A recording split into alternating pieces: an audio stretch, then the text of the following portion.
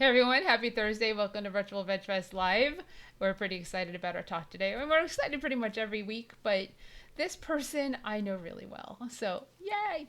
Okay, so first let's talk some business. Thank you to Sun Warrior again. We're going to have them as our Virtual Veg Fest Live sponsor this week, which is really cool because you can get a 25% discount. And I am going to put the link in the notes right now so you can just click it and there it goes. So you can go check that out and you can get a 25% off discount using the code virtual vegfest in all caps. And then of course plant-based network is our partner, and if you shop at virtualvegfest.com you support our vendors, which is fantastic. And as of today, as of right now, we have made the kindness fee, which is the $5 per order fee, optional.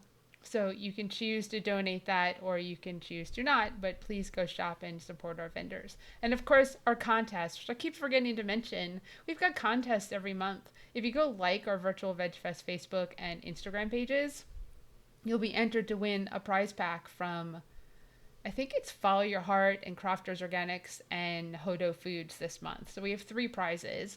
And then of course, if you donate to our Pass the Buck campaign, which goes to the Plant-Based Network, you'll be entered to win, for every dollar you enter, every dollar you donate, you'll be entered to win a prize pack from Sun Warrior. So thank you to everyone who donates to us so that we can offer those prizes. So let's talk about Erin Fergus because she's pretty cool. Our friend Natasha told me about this vegan bodybuilder who lived in South Carolina in Greenville for the 2014 Triangle Veg Fest. And I was like, oh, I want a vegan bodybuilder. I was like, this would be really cool. So Natasha hooked us up, and Erin came and spoke in 2014. And she came and spoke in 2015. And I think you came and spoke in 2016. But either way, Erin has been on a journey where each year she just changes. She morphs into a smaller, buffer human, and it's absolutely remarkable. And on top of that, forget the fact that she's vegan and a bodybuilder and like the ethics as well for veganism. She's an incredible person. She's lovely. When you help her or do something for her, she leaves a note for you. She's stayed here. She's come and spoken at our mac and cheese cook-off. I mean, just incredible. And also, she moved from Greenville to North Carolina, and she's part of our community in the Triangle now, which is pretty freaking awesome. So I'm going to bring Erin on, and everybody, welcome Erin Fergus. Hi! Hi everyone. So glad that you're here and we get to hear about everything that's going on with you. So I'm going to throw this at you. If anyone Yeah, has any questions or comments, feel free to write them to us and we'll respond to them as we move forward. But Erin, can you tell everyone more than I shared about you, who you are and what got sure. you into this, and just who's Erin Fergus? Yeah. So little bit of background. I actually was a long time vegetarian. I decided to go vegetarian right out of high school. I was 17 and went to Washington, D.C.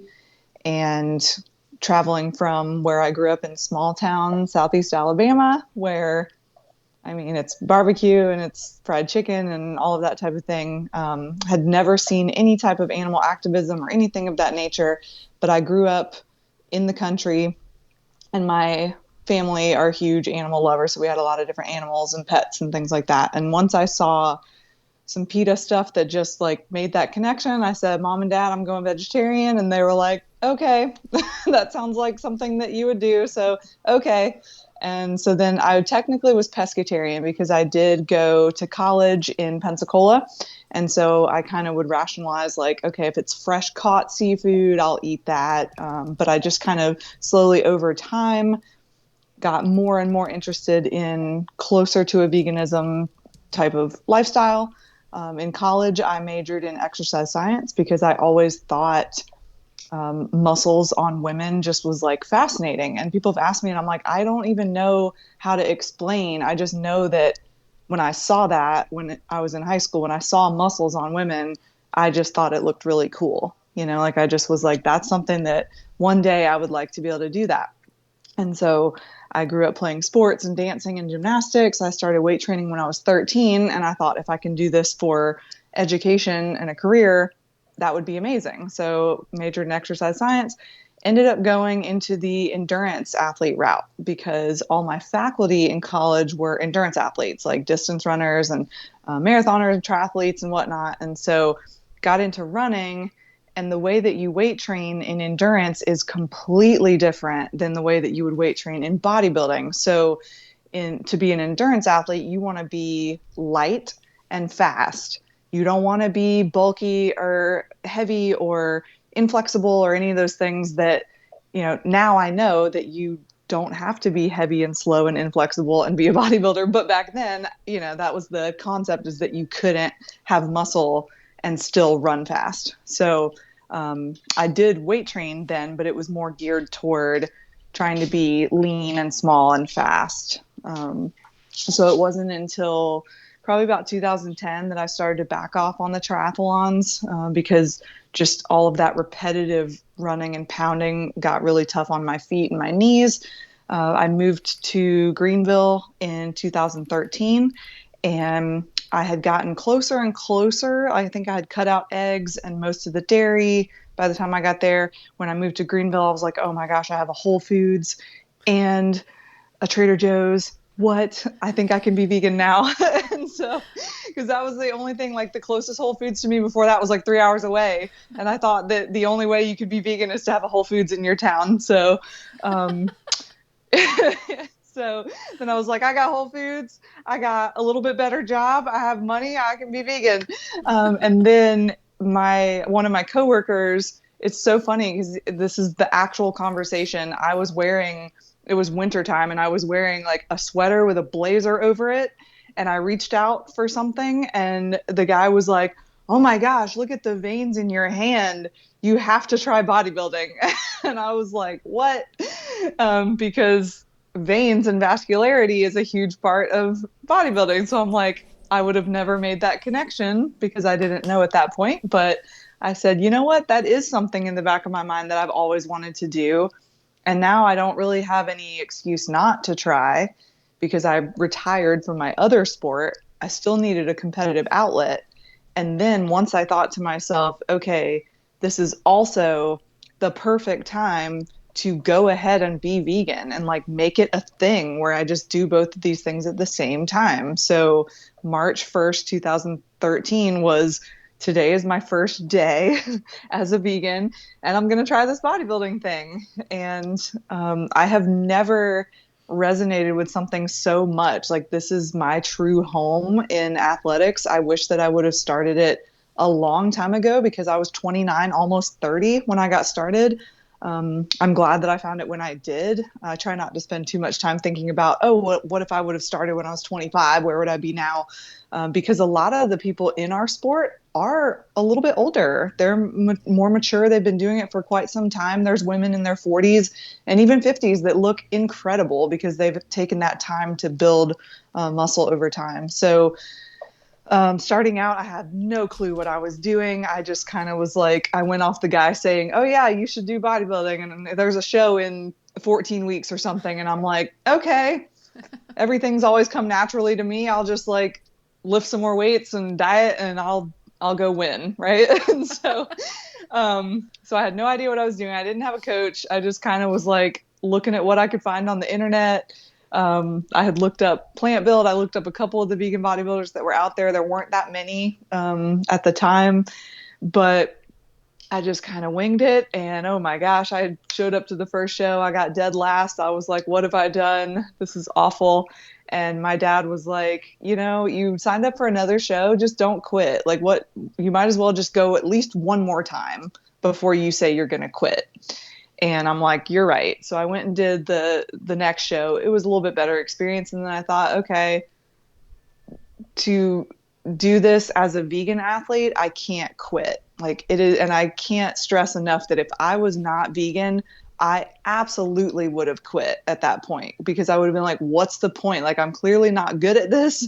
I, have a long way to go and I'm just doing it for myself. But the fact that I'm doing it as a vegan, it was like, okay, I've got to get to the point. So from that moment on, I said, I'm going to keep going until people stop asking me where I get my protein in a condescending way, and that they actually ask it in a curious, please educate me kind of way.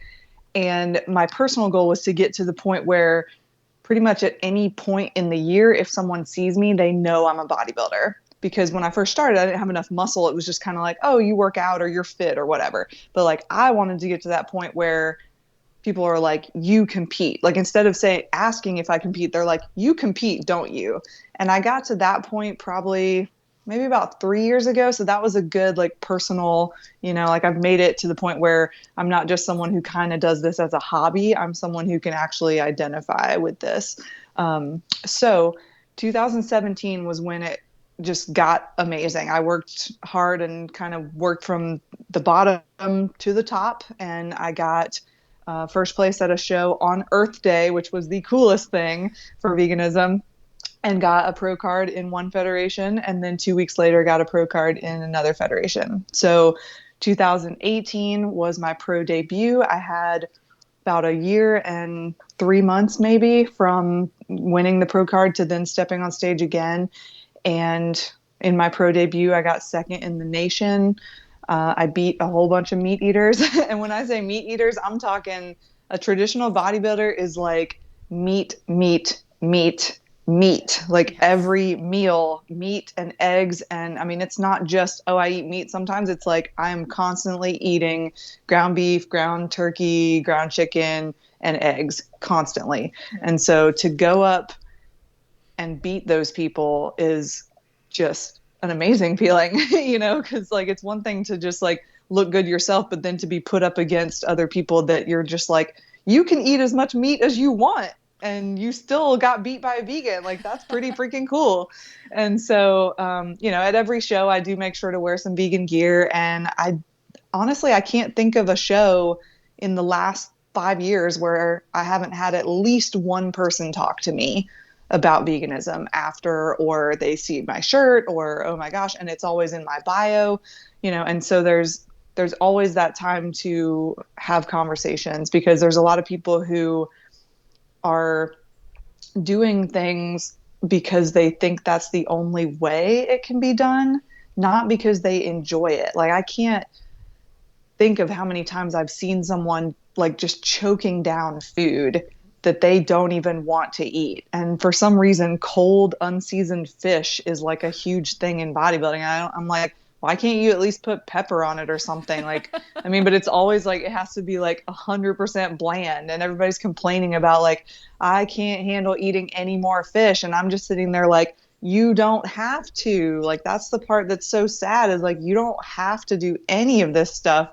but you feel like because you have some coach who tells you this is what you have to do. And I mean, I still see where people talk about, like, people will come into a Facebook group and say like, my coach says they won't coach me if I want to eat vegan. What do I do? And I mean, that's so sad. Exactly. We're in 2020, like, get with it. But like, there's still that thing where they're like, oh, well, I won't coach you, or, oh, you can't do that. You're not going to win if you're vegan, that type of thing. It's still out there. So, so I sparked those conversations, which is great. I decided after my 2018 season that I wanted to take a little bit more time off the stage for multiple reasons. I had, when I first moved to North Carolina, I think I was about 8 weeks out from a show. So it was pretty crazy to move and stay in prep and all that. And so I wanted 2019 to kind of be my year to not compete, because I had competed every year since 2013, explore my state, enjoy my job. I teach health and fitness science at Wake Tech, which is super rewarding. There was another vegan on staff, which was awesome because we had two people coming at the students with dairy is scary and like all those, the meat's rotting in your colon and all those things that we could kind of shove in there. Like, oh, you got inflammation. It's probably those animal foods, you know, like, oh, you're still sore after your workout. Maybe you should eat more plants. But, I just wanted to focus on my job, my like new home, getting out and exploring. And then, as you know, well, I had a dog who was very near and dear to me, who was close to 15 years old. And I wanted to make sure that I could spend that last bit of her life with her and not feel like I was at the gym all the time and stuff like that. So also, I personally really embrace the fact that bodybuilding, the building word, is super important because the whole goal is that every time you step on stage, you are better. But there's a lot of pressure in the industry to compete a lot because it is a money-making sport. It's a business. So once promoters know who you are, they want you to compete at all their shows. So like you're always getting asked, like, when are you going to compete and do this show, do that show?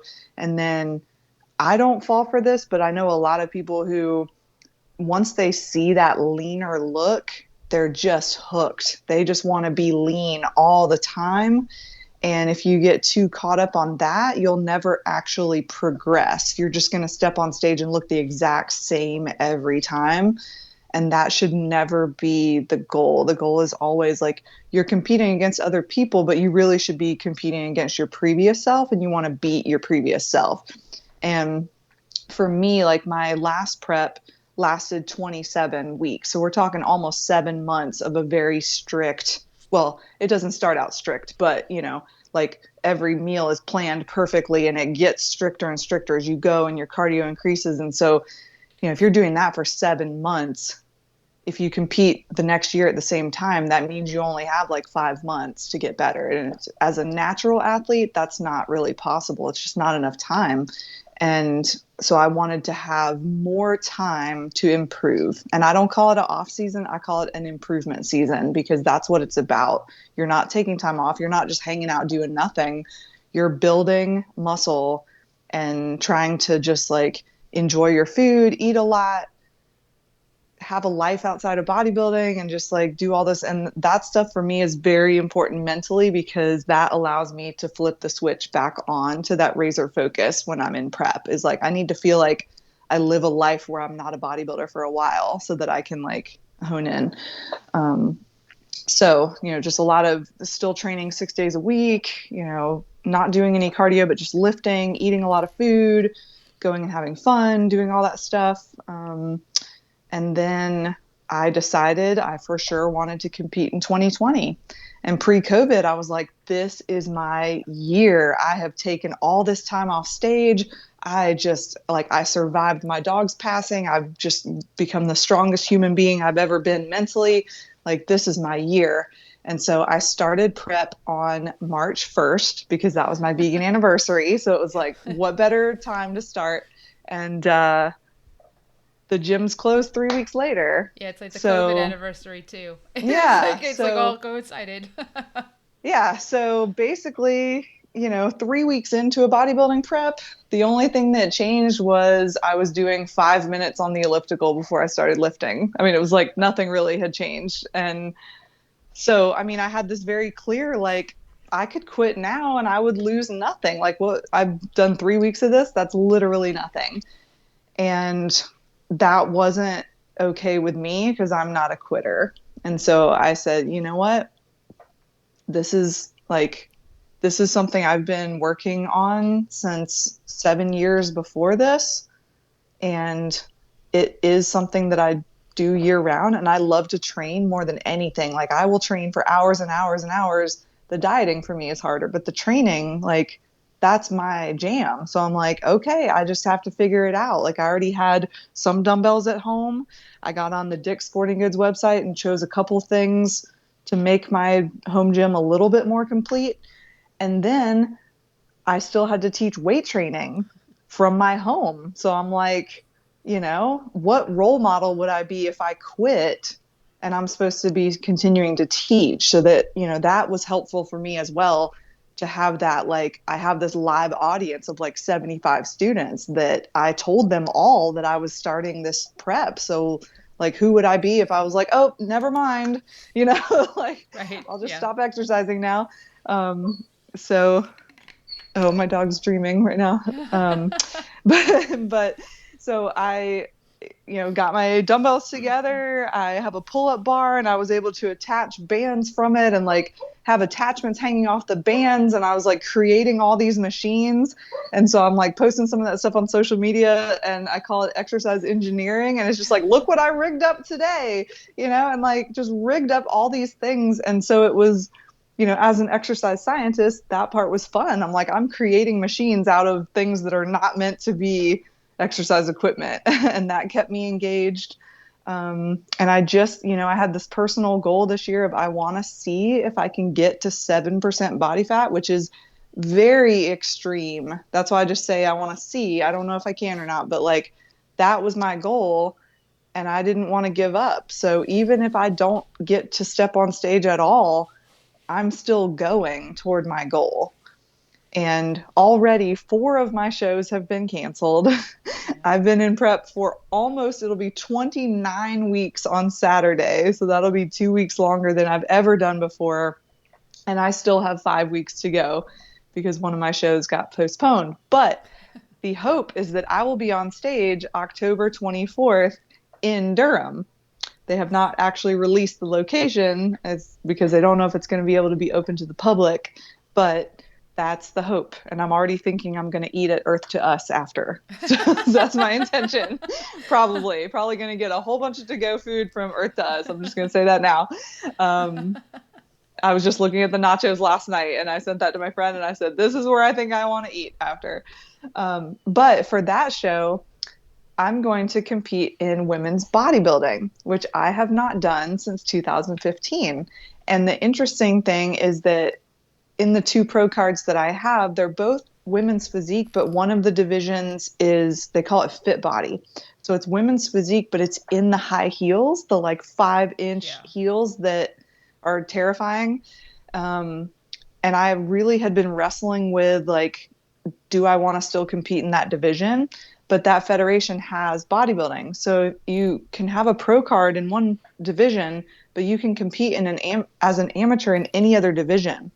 So this was my chance to kind of feel that out. So I think it's amazing. And the more that I've like practiced the women's bodybuilding poses, I think it's really fun. I think it's still very like, I mean, women's bodybuilding gets this bad rap for being like too masculine or whatever. I think it's super feminine and gorgeous and just like empowering, hitting some of those poses. And I'll finally get to do a posing routine for the first time in years. So I'm pretty excited about it. And I want to see, ideally or logically, I might not have anyone to compete against. I mean, like, that's what I'm already thinking is like, I'll probably be the only one, which is fine.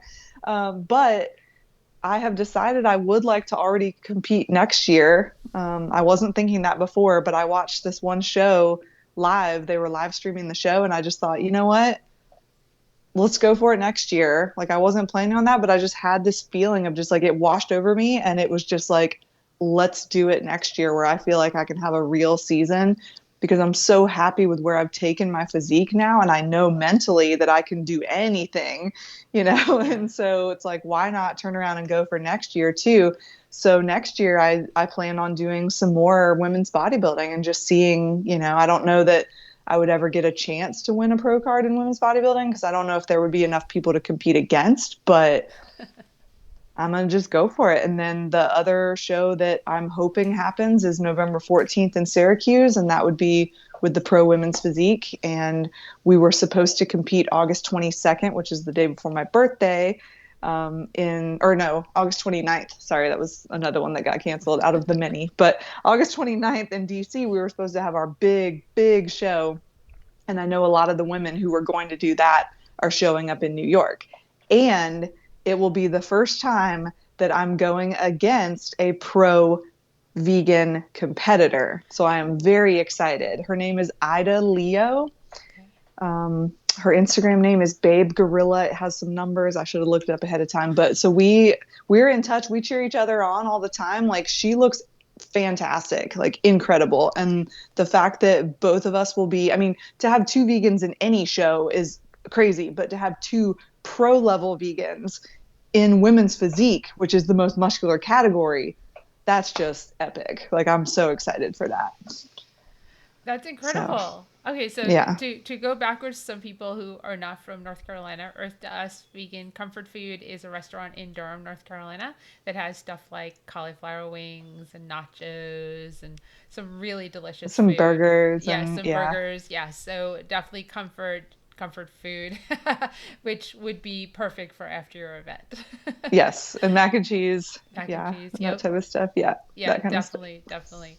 And then just also to clarify, you've been working out.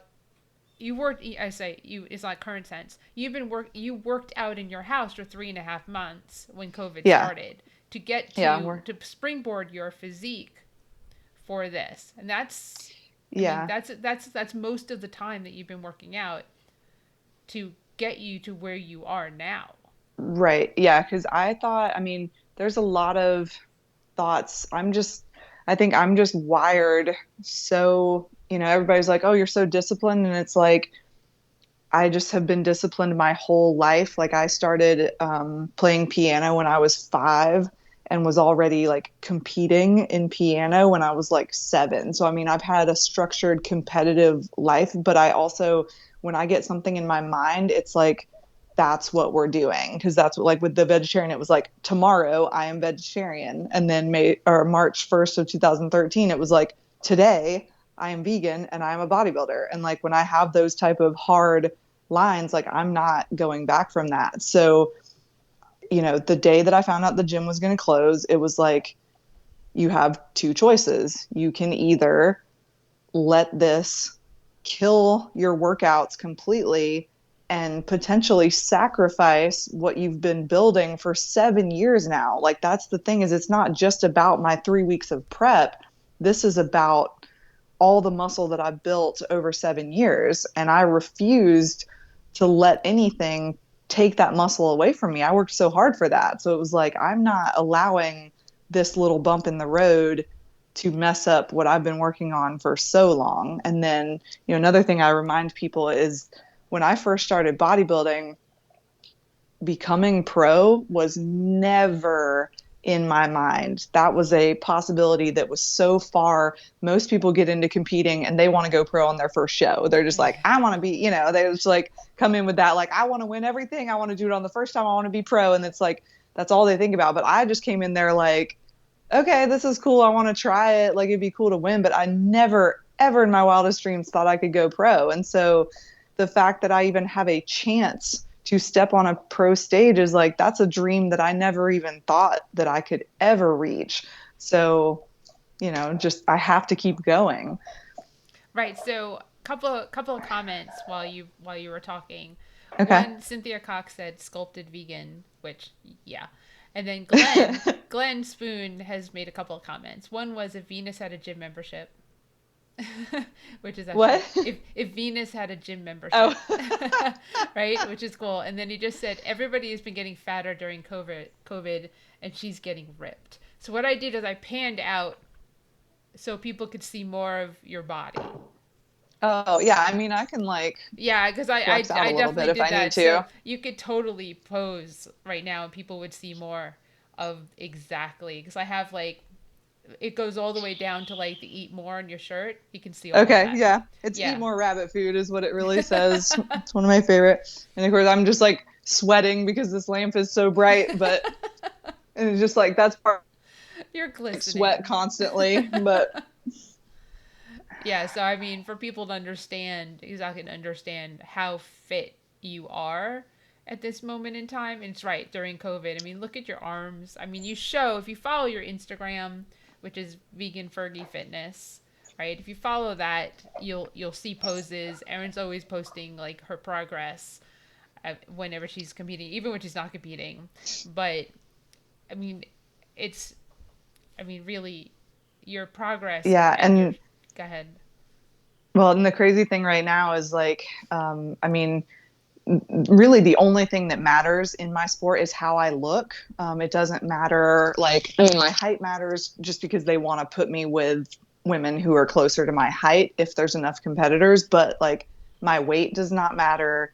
My body fat percentage doesn't technically matter. It's just how I look.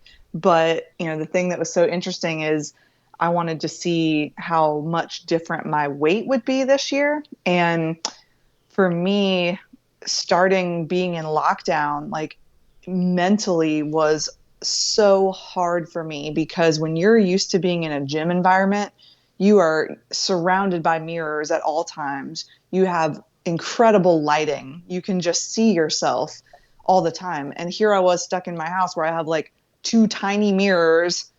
The lighting is horrible. Every time I filmed myself, I was like, I look like a child. I don't look like a bodybuilder. Like I never looked big or ripped or anything. I'm like, I look like a kid just like playing around, doing some exercises and no scale. I don't have a scale because, I mean, I didn't touch on it at all, but I'm recovered from an eating disorder. I don't track any of that stuff. Like, I don't care what I weigh. Like, I hardly ever weigh myself except for occasionally in prep just to see like where I'm at. But that was hard for me mentally as someone who used to struggle with body image issues to just feel like I looked so small. I didn't look lean. I didn't look like I was progressing. I had no idea what I weighed, anything like that. No access to like skin fold calipers or anything to figure out my body fat percentage. Like none of those things that are motivating in a fitness journey. I didn't have access to any of them. So that was really tough for me. But now that I do have access to a scale that I actually trust at my gym that I used before just for consistency, I am weighing like a solid, like 8 or 9 pounds more than what I weighed at this time last time I competed, which is just crazy to me. Because, you know, it's really, even as much as I know about fitness and exercise science, there's no real way to calculate how much muscle you can put on over time, you know, but if I can be even leaner and weigh, I mean, I would have been happy to even weigh like 3 pounds more on stage. But if I weigh, you know, 5 or 6 pounds more, that's kind of where my coach is guessing that we'll be, is like 5 or 6 pounds more than last year. I mean, that's amazing. Like that's what I work for when I'm in the gym during a building season, when I'm not shredded and I can't see anything. Because that's really, I mean, taking an improvement season, you're just working on pure faith. You're just like, you're going in there and you don't get an instant payoff. You can't see your muscles because you have a healthy amount of body fat on, and you just go in and put in the work in hopes that later you're going to see. And so that's where, like, I'm at the point where, yes, I've been doing this for almost 29 weeks, but I'm in the most motivating stage of it because I get to see, like, this is proof of how hard I worked all that time where I couldn't see the muscles, and to just like know that some of the areas that I personally was working on that were weaknesses, to see them be better is just super cool. Right. Like you've mentioned many times about your 6-pack, 8-pack. Yes. Right? Yes. 6-pack that I never, ever thought that I could have. Because I really, truly, when I first started the sport, I was like, it's, you know, genetic lottery. I just didn't get what I was supposed to get. Like, I'll never have a 6-pack. And, you know, just kind of that like give up mentality. Like, I'll never have one, so why try? And then, you know, it just was a matter of learning, learning how to appropriately engage my ab muscles, which is a huge, like, with my students, I work on that big time of like, most people when they do ab work are using pure momentum and they just don't know. And like, that's what I try to tell all my students in weight training is like, there's going to be a lot of things that I teach you this semester that you're like, oh, dang it, I've been doing this wrong the whole time. But like, you shouldn't feel bad because you just never were taught properly. Like, there's a lot of lack of proper instruction in fitness. And a lot of the movements are not intuitive. Like, even if you're looking at a machine and you just look at it, like, you don't know all the like things that you should know. You have to be taught those things. So like, learning how to do ab work where I was 100% using my abs, that was a huge part of it. And then like just learning how to connect with creating that pose. And so like it took me a couple weeks to figure that out. And the first time I did it, I had gone to a posing class. They worked with me. I could not get it. And then I went to the gym after, and I was in the bathroom and like filming and like looking in the mirror, and I'm like, like trying to like do it. And then I got it, and I got it on video. So I was able to see how I got myself into it. And I mean, that day I was like, this is better than Christmas. I have a six pack. Oh my gosh. But like for the last, I mean, probably almost 2 years, I only train my abs 1 day a week. I know a lot of people probably think that it's a lot of ab work to get that way, but it's really not. When I do train my abs, I do maybe 3 or 4 exercises. I just do like, I use the ab wheel, I do hanging leg raises, I use a Bosu ball, but it's just like slow, controlled quality over quantity, like do 10 reps and be exhausted. But yeah, that's been a huge journey. And then, just in general, my shape is it's very boyish. It's very straight. So like what typically happens in the female body is if you have more of the hourglass type woman, she's going to be a little bit more bottom heavy, like kind of accumulating more fat around the hips, and like typically can have like a nice lean stomach, really gets lean in the upper body and then holds on to more fat in the lower body. And then you've got those of us that have more of the boyish type. We typically can put on muscle a little better, which is good for my division. So like typically the women's physique women, we are a little more kind of boxy, but still bodybuilding favors that teeny tiny waist. And that's just genetic. Like you can't create that. That's just, you were either given that tiny waist or you weren't. So what I've had to do in my body is go, okay, well, my waist is thick. So I just have to build everything around, because some of it is optical illusion. So like I can't make my waist smaller, but I can make my upper body bigger and I can make my lower body bigger. So, we're trying to chase what we call the X frame, where you're just kind of big in the upper, big in the lower. And so, that's been a very slow, long journey, but I'm happy with where that's going. And really at the end of the day, in my category, what's really interesting is it's all about me versus my own body more than it is me against somebody else's body. And what I mean by that is the biggest things of my category are, do I have symmetry?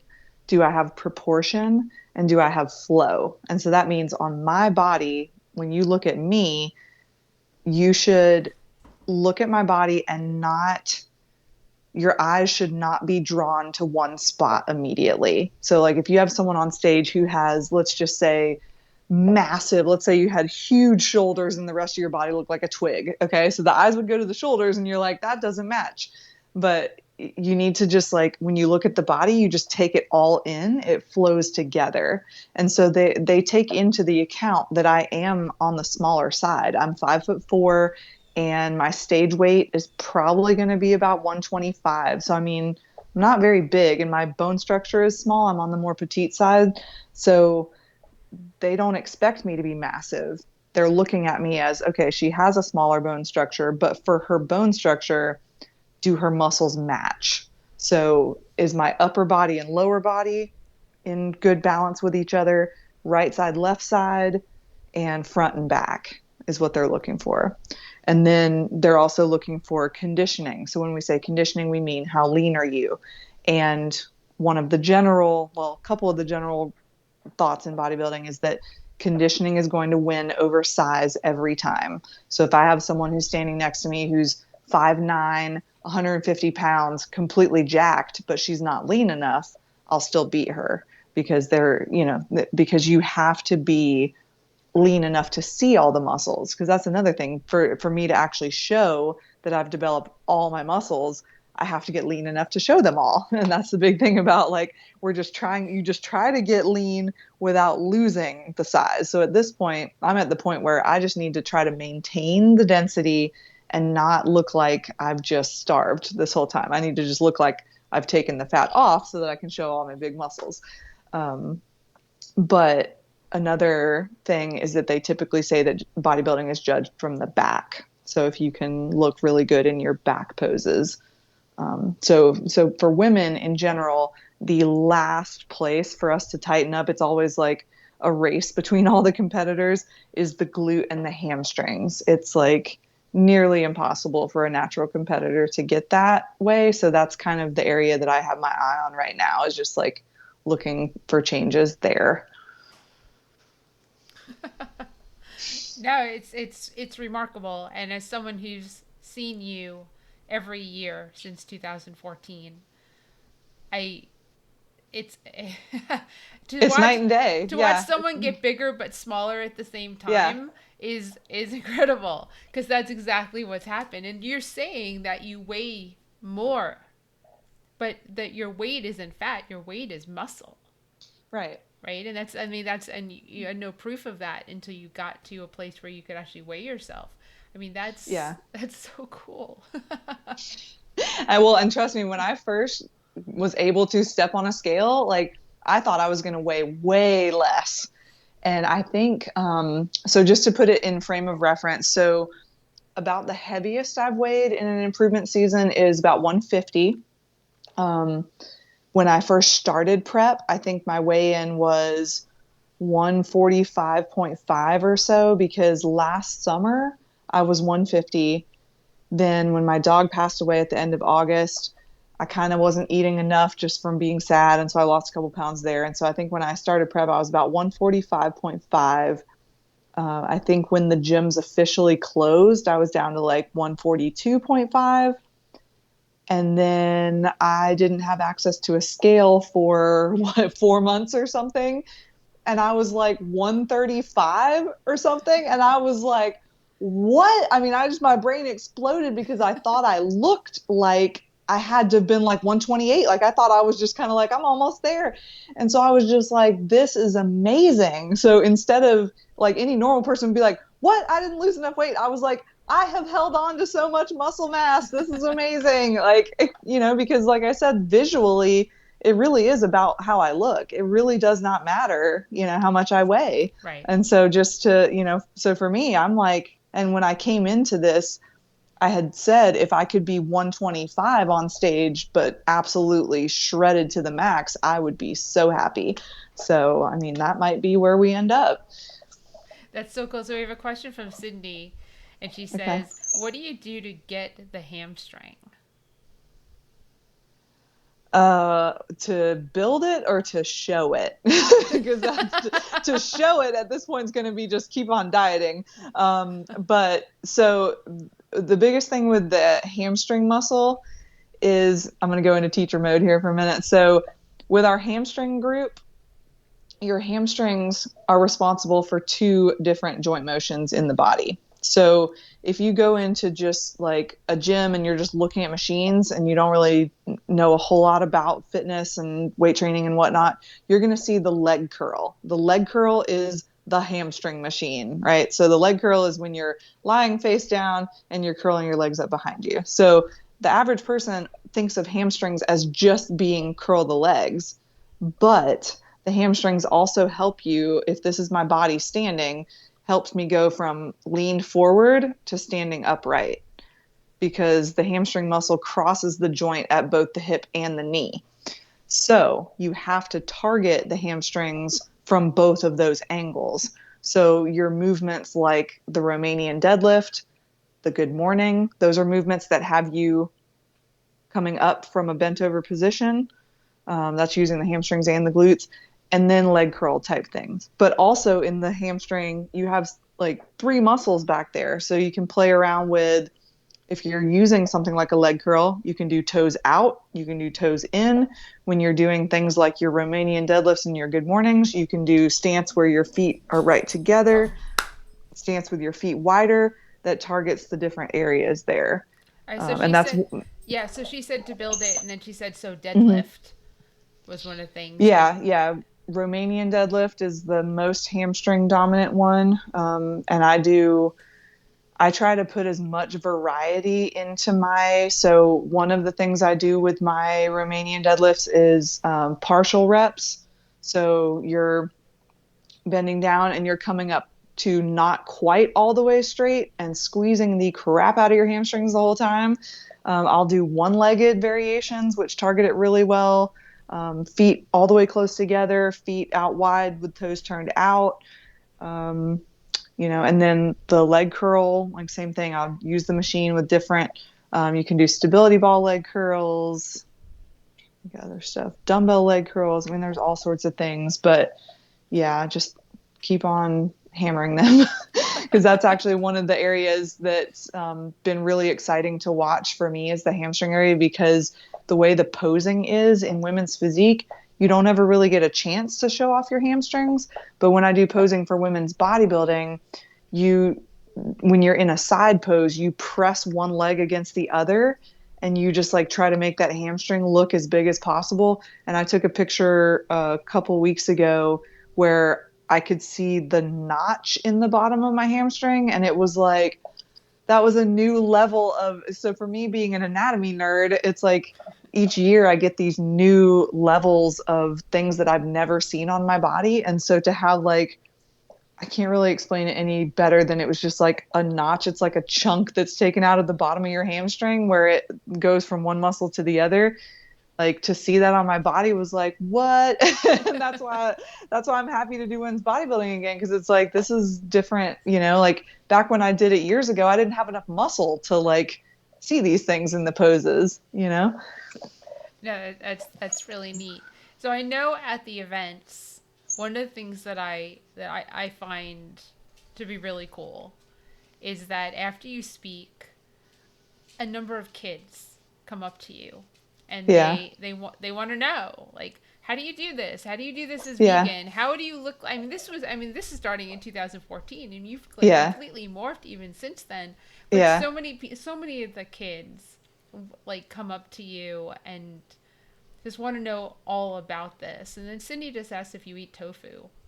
I know that every day. Yes. Yeah, every day. Yeah, two of my meals. So my coach is not vegan in any way, shape, or form, but he was very cool when we first started to work together, because I did switch coaches. I had a vegan coach for the first 3 or 4 years or so of my journey, and then I switched to another coach who trains really, really high level people. And he is quite knowledgeable. He's also a chiropractor by trade. And I just said, I've been vegan long enough to tell you what I like to eat. And then you can help, me build it into the plan together, because although I could do my own diet, I choose not to. I would rather pay the money for someone else to do it for me, because I don't want to take the time to work on it. I want all of my time to be focused on my job and my training, and anything else that I can hire someone out help, I will. But he's had tofu in my plan 2 meals a day, every day. And even, I think almost every day of being a vegan, I've had tofu. Like I can't think of a day that I haven't eaten tofu. I love it. And, I have had no problems with it. And just so everyone knows, Erin's eating, but it doesn't mean that Erin's eating like raw food, like completely like health guru diet. Right. Like I am vegan for the animals. You're eating like pretty much I know what your freezer looks like. I haven't personally seen your freezer, but I know there's stuff in there so that when you're done, you can have the sweets and the treats that you well, can and pull it out. I do on Saturday nights get a treat. And so like, that's another part of the whole motivation is like, I eat 40 meals in a week. Right. And, like 39 of those 40 are perfectly following the plan. It's the same thing every day, the same meal. It's not breakfast, lunch, and dinner. It's meal 1, 2, 3, 4, 5, and 6. And it's the same thing. And they've been the same meals. They've just gotten smaller as this prep has gone. And then Saturday I get my treat meal. And once again, it's really important for me to call it a treat meal because it's a reward for doing everything I was supposed to do during the week. Cheat means that I'm doing something wrong, and I'm not. I'm rewarding myself for a job well done all through the week, and it sets me up to get right back And every Sunday morning I wake up and I'm ready to get right back on the plan. Like I don't wake up going, okay, well, let's just eat donuts today. Like it's like you had your reward and now, and that was another part about COVID that's made, there's so many things about a bodybuilding journey that are special that COVID has taken from me, but I try not to look at it that way, because being able to go out to eat for a treat meal with friends and like make it this celebration is a huge part of what motivates me. But I have enjoyed just as much. I've had plenty of meals where I order takeout, I pick it up, I come sit at my dining room table, I light 2 candles, and I have a date with myself. And I'm like, this is just as good. It's still a reward, and I'm supporting local business, and but that having that treat meal, super important. And I do, like, if there's a dessert I want, I'll eat it, like I eat what I want, and that helps. Oh, I'm sure. Yeah, and Cindy said thanks and cool as to, what you're sharing, which is, I'm super proud of you because, Thank you. come on, people are, I think I missed a comment. Let me see. Did I? No, I didn't. Okay, cool. I just want to make sure I got everybody. Yeah, no, you know, what you're doing isn't easy, but at the same time, I know it is easy because it's what you love, and Yeah. I totally get that because I produce events that are not easy, but it's easy to me because it's what I love to Right. do. So I Right. completely understand the fact that you during COVID have shredded your body and, stayed motivated and continue to do your job and take care of your home. And we should, during some of these like treat meals that you do, we should just get onto Skype or something and, share that meal Yeah. together instead of you like having the date with yourself. I'm game to have that date with you. So, because that would be really, and maybe I'll even order out because I Yeah. cook most of my meals. So, Yeah. but I mean, is there any like to close this up? Is there any piece of advice that you would give to someone who's thinking, "Hey, maybe I'll try this"? Bodybuilding, if they want Yeah, to try yeah, bodybuilding. why not? Um, Ooh, man, I feel like there's so many things. What can I say that's like the most impactful? Um, well, I think some of the things that have helped me, I mean, because there's one thing if you want to get into training to change your body. It's a whole nother thing if you want to get into actually competing in bodybuilding. But I think, some of the things that are completely cliched and overplayed in our industry, they make sense though. Like, um, it's about the journey, like respecting the journey, enjoying the journey, trusting the process. For me personally, I have just told myself that the day that it's not rewarding for me anymore is the day I stop. So I have no idea when that's going to be. And I just, like if it ever gets to the point where I feel like I am torturing myself or that it's a chore, I'm done, Yeah. because no one's forcing me to do this. I'm doing it as my chosen form of activism. And that is enough to drive me as long, like I plan to go as long as I can. I don't know when that'll be, but I think that, personal enjoyment is a huge part of it. Like if you're just not willing to like just enjoy everything about it, then it's not going to be worth it. But I would say for competitive bodybuilding, if you're doing it to win, no, that part will eat you alive. It's just not worth it, because at the end of the day, some of these shows, second place and fifth place, you get the same little piece of fake medal or whatever. So at the end of the day, like, and it's such a subjective sport. I mean, it's completely about who shows up that day. It's, there's so many things that you cannot control. So I try to just like put my blinders on. And like I said, it's me versus myself. It's how much better can I get? And I personally just get really driven by knowing that other people can't do what I do. Like they won't push themselves mentally, like, and I personally, I feel like anyone could do it. I really do. Anyone can be a bodybuilder if they want to. Yeah. they're just going to choose not to. Just like anything, there's a lot of things that people can do it, but like if you won't let yourself be uncomfortable, and I think you have to really take your ego out of it. One of the things that I'm constantly reminding myself, like just yesterday, I trained at home instead of going to the gym, and I had had a headache for like 24 hours, and I'm just like, doesn't matter. Like, I'm going to train anyway because there's other people who have way worse circumstances than my headache. So it's not like you can't be a drama queen. You can't be like, oh, woe is me. Like, you have to let that go because there's always someone working harder with like worse circumstances. And the fact that I am able to train at all, whether it's COVID or not, I understand that that is a huge privilege, and I don't ever take that for granted. So I think that kind of keeping that ego in check is a big part of it too. Like if you want to get into the competitive part, you need to do it because you love the journey, not because you're going to hope that you're going to win or you're going to, get all this stuff from it. It needs to be, you just love it, and you just love the progress and I love the fact that it's an art and a science. So like you're taking knowledge, you're applying it, you're looking at your body and going, I want to get this part better or this part better. And you apply the science, and then watching it actually happen is the art and the magic.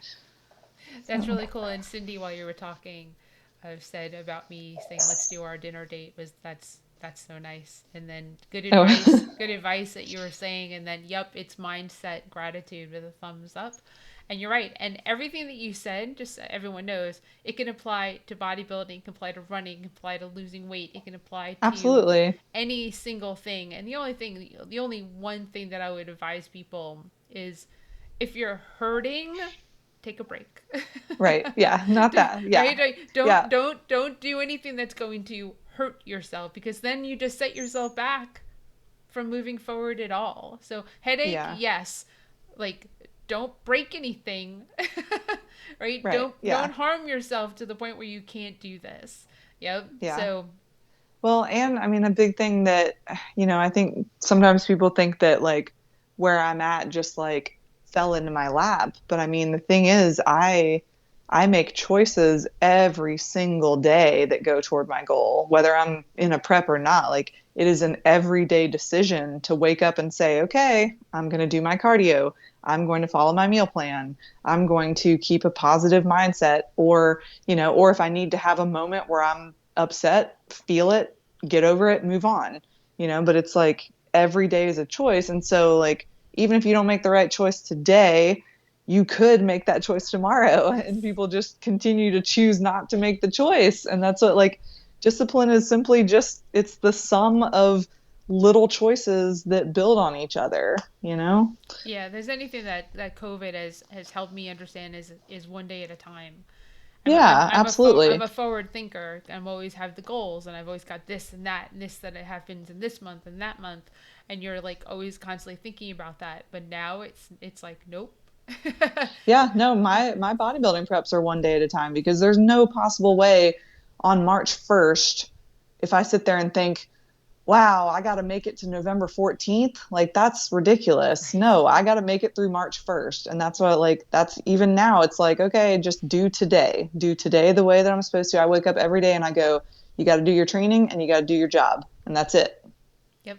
Anything else is bonus. But, take care of those two things and that's it. Yeah, no, it's definitely. Cindy is been very supportive, so thank you so much, Okay, Cindy. cool. Thanks. Being in present moment, enjoy the journey. Yep to life, yes. Every day, yep. One day at a time, and yes. So, and just one of the reasons that just people know is Erin can't see the comments with this format, so that's why I'm reading them. It might seem redundant to you watching, but Yeah, Erin has no, no it's new to idea. me. I love it. Right, exactly. So, and that's why. So, Erin, one of the things that we end with is how do people find you? If they want to follow you, if Yeah. they want to write to you, if they want to reach Yeah, out, yeah, how do people yeah. find you? Well, I mean, Facebook, I really have done a horrible job of documenting versus the way I hoped to over this journey. I really was going to have YouTube going. I was really going to keep up with my Facebook athlete page. I have done neither because my job really sucked the life out of me this summer, and it just was no more fun to be on the computer anymore than I had to be. But just through Facebook with just my name is fine. And then on Instagram, like you said, Vegan Fergie Fitness. Um, Either of those ways is good. I am hoping that my competition will be live streamed on October 24th. So if that is an option, I will absolutely give you that information so that whoever wants to, I mean, if you've never seen a bodybuilding show before, it truly is magic. I got to go watch the first one in real life in Norfolk on Saturday. And I have to say, if you ever end up there, Sense's vegan comfort food was incredible. They had drumsticks that were hands down one of the best things I've eaten in my life.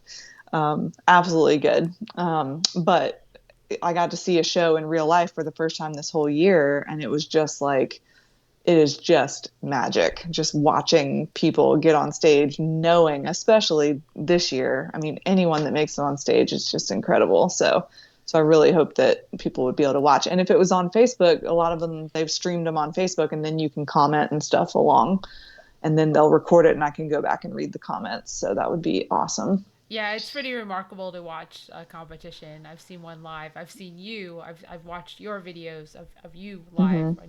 But I mean, you just kind of, it's okay to gawk.